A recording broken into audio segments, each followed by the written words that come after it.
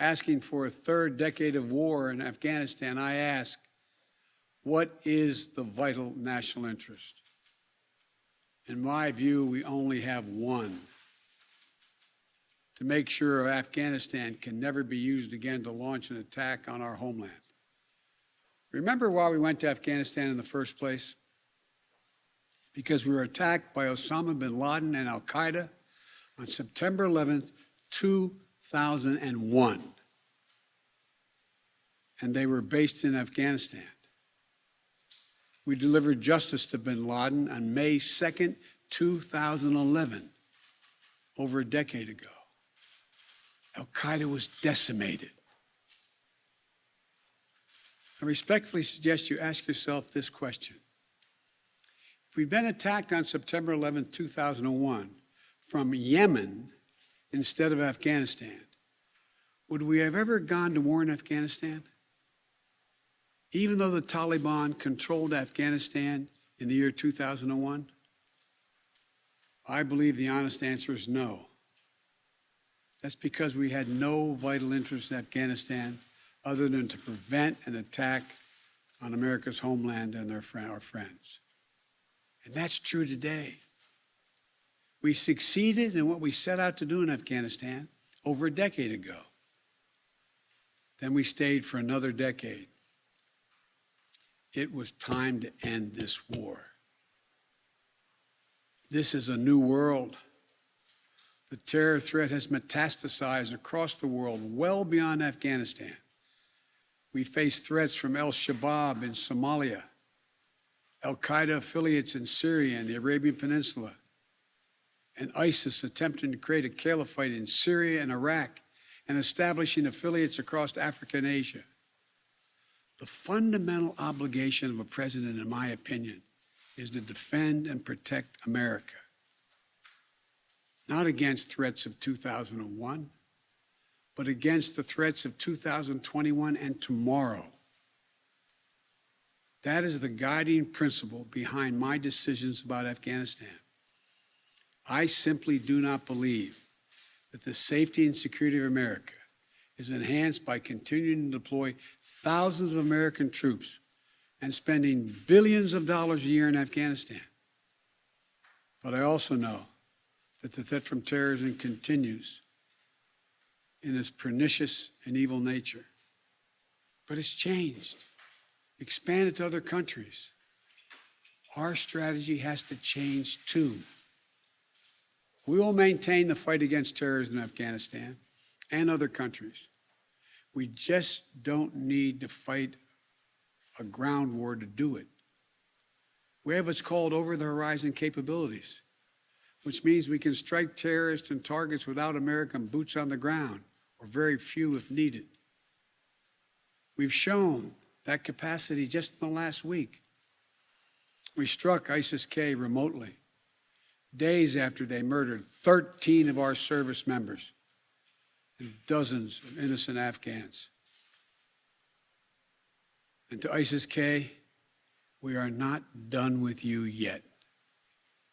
As Commander-in-Chief, I firmly believe the best path to guard our safety and our security lies in a tough, unforgiving, targeted, precise strategy that goes after terror where it is today, not where it was 2 decades ago. That's what's in our national interest. And here's a critical thing to understand. The world is changing. We're engaged in a serious competition with China. We're dealing with the challenges on multiple fronts with Russia. We're confronted with cyber attacks and nuclear proliferation. We have to shore up America's competitiveness to meet these new challenges in the competition for the 21st century. And we can do both. Fight terrorism and take on new threats that are here now and will continue to be here in the future. And there's nothing China or Russia would rather have, would want more in this competition in the United States to be bogged down another decade in Afghanistan. As we turn the page on the foreign policy, has guided our nation the last 2 decades, we've got to learn from our mistakes. To me, there are 2 that are paramount. First, we must set missions with clear, achievable goals, not ones we'll never reach. And second, we must stay clearly focused on the fundamental national security interest of the United States of America. This decision about Afghanistan is not just about Afghanistan. It's about ending an era of major military operations to remake other countries.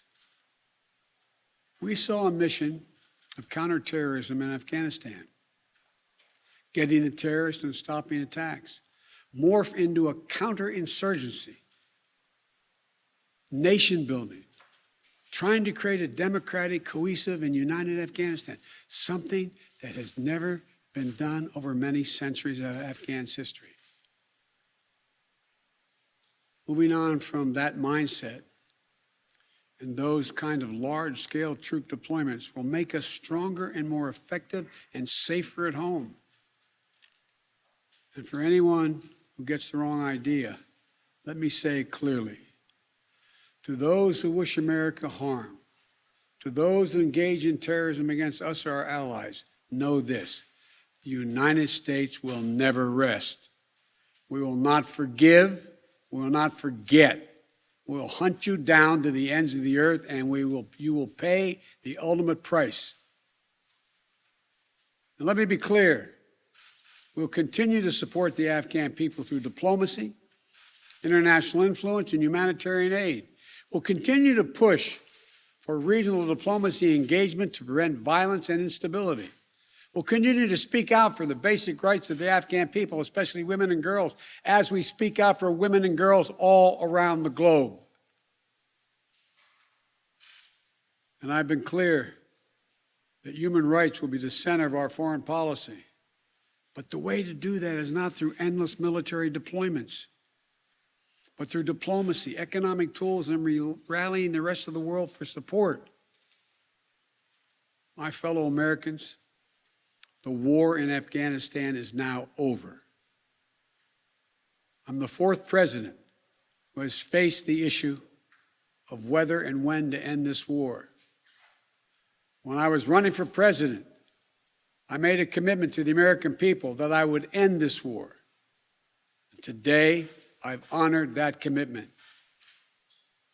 It was time to be honest with the American people again. We no longer had a clear purpose in an open-ended mission in Afghanistan.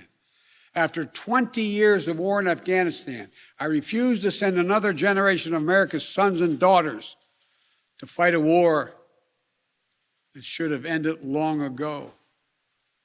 After more than $2 trillion spent in Afghanistan, a cost that researchers at Brown University estimated would be over $300 million a day for 20 years in Afghanistan, for 2 decades.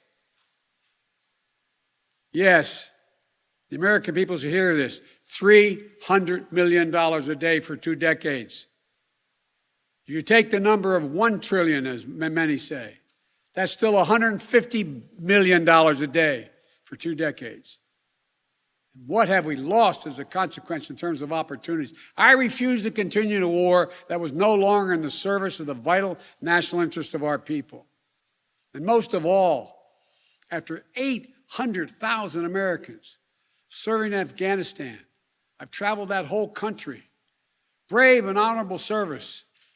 After 20,744 American servicemen and women injured, and the loss of 2,461 American personnel, including 13 lives, lost just this week, I refuse to open another decade of warfare in Afghanistan.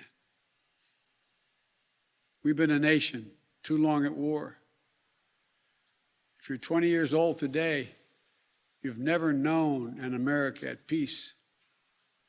So when I hear that we could have, should have, continued the so-called low-grade effort in Afghanistan at low risk to our service members, at low cost, I don't think enough people understand how much we have asked of the 1% of this country who put that uniform on, willing to put their lives on the line in defense of our nation. Maybe it's because my deceased son, Bo, served in Iraq for a full year. Before that, well, maybe it's because of what I've seen over the years as senator, vice president, and president traveling these countries. A lot of our veterans and their families have gone through hell. Deployment after deployment, months and years away from their families, missed birthdays, anniversaries, empty chairs at holidays, financial struggles, divorces, loss of limbs, traumatic brain injury, post-traumatic stress. We see it in the struggles many have when they come home. We see it in the strain on their families and caregivers. We see it in the strain on their families when they're not there. We see it in the grief borne by their survivors. The cost of war they will carry with them their whole lives. Most tragically, we see in the shocking and stunning statistic that should give pause to anyone who thinks war can ever be low grade, low risk, or low cost.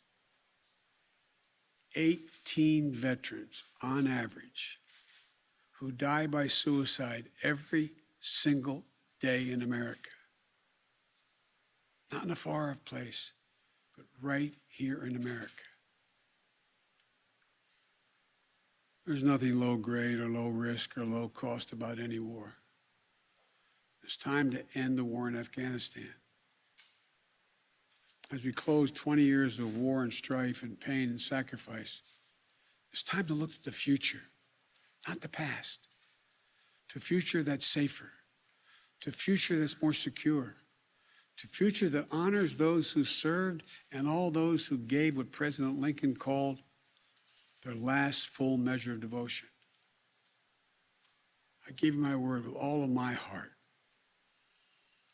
I believe this is the right decision, a wise decision, and the best decision for America. Thank you. Thank you, and may God bless you all, and may God protect our troops. President Biden, what about the Americans left behind? President Biden, you the worst to the Taliban?